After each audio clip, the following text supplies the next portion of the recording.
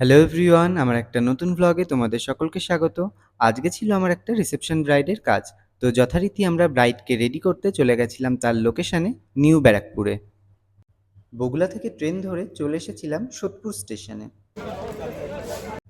Station থেকে বেরিয়ে auto ধরে চলে এসেছিলাম ব্রাইডের দেয়া লোকেশনে। তারপরে সেখান থেকে হাঁটতে হাঁটতে পৌঁছে গেলাম ব্রাইডের বাড়িতে।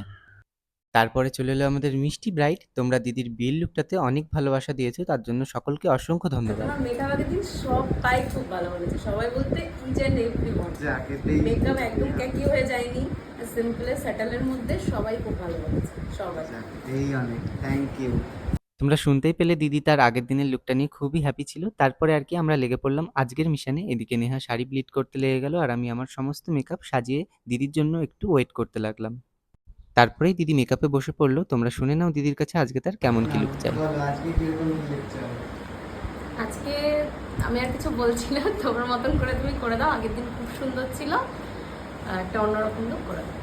ঠিক আছে, তোমরা শুনতেই পারলে দিদির আজকে কোনো ডিমান্ড ছিল না, সে সম্পূর্ণটাই পুরোটাই আমার উপরে ট্রাস্ট করে ছেড়ে দিল। হ্যাঁ, তবে দিদি পরে বলেছিল সে শাড়িটা মাথায় ঘোমটা দিয়ে পরতে চায়, তবে মেকআপটা সে সম্পূর্ণ আমার উপরেই ছেড়ে দেয় যাতে আমি আমার মনের মতন করে তাকে সাজিয়ে দিতে পারি। স্টেপ বাই স্টেপ তার মেকআপটা কমপ্লিট করতে করতে চলে এলাম আই মেকআপে, এবং আই মেকআপ করতে করতে কিন্তু সে ঘুমিয়েই পড়েছিল।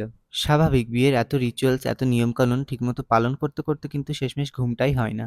যাকগে, তারপরে আর কি আমার আই মেকআপ হয়ে যাওয়ার পরে দিদির কাঁচা ঘুমে ব্যাঘাত দিয়ে তাকে ডেকে দিই, কারণ আমাকেও তো আমার কাজটা করতে হবে, না হলে তো দিদিকে বলতাম তুমি একটু ঘুমিয়েই নাও।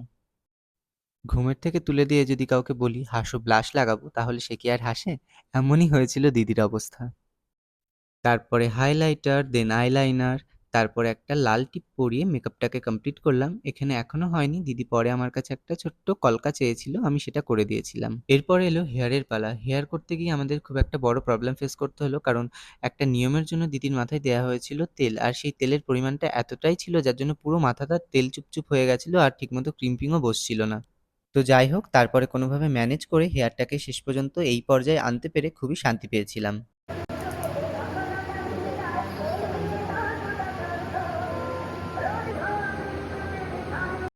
তো সব শেষে এই দেখো দিদির ফাইনাল লুকটা। তোমরা দেখে জানিও তোমাদের কেমন লাগলো, আর নিজেদের স্পেশাল ডেতে আমার কাছে সাজতে হলে স্ক্রিনে দেওয়া নাম্বারে কন্ট্যাক্ট করতে পারো। আর ব্রাইডের মুখ থেকেই শুনে নাও তার কেমন লাগলো। খুব সুন্দর, দারুণ লেগেছে।